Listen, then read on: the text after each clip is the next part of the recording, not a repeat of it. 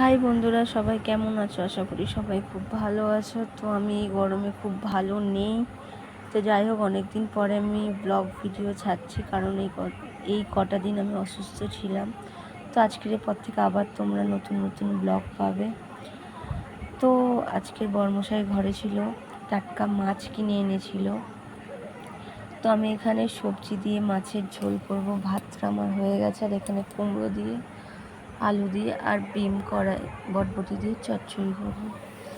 তো যাই হোক, এখানে চচ্চড়িটা বসিয়ে দিয়েছি। দিয়ে দেখছি কর্তামশাই আমার একটা কাজ করে দিয়েছে, কারণ ও চান করে ঠাকুরকে পুজোটা দিয়ে দিয়েছে, যেটা সব থেকে বড় কাজ।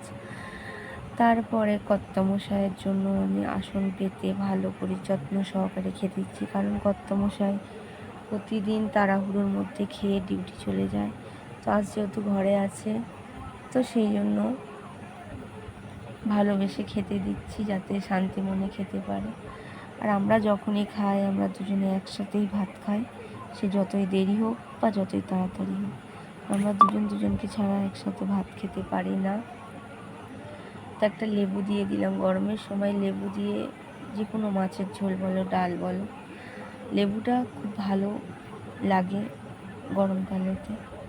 যাই হোক, এখানে আবার একটু ঘরের কাজ করে নিচ্ছিলাম। ইঁদুরে তো আমার জামা কাপড় কেটে বরবাদ করে দিয়েছে, সেই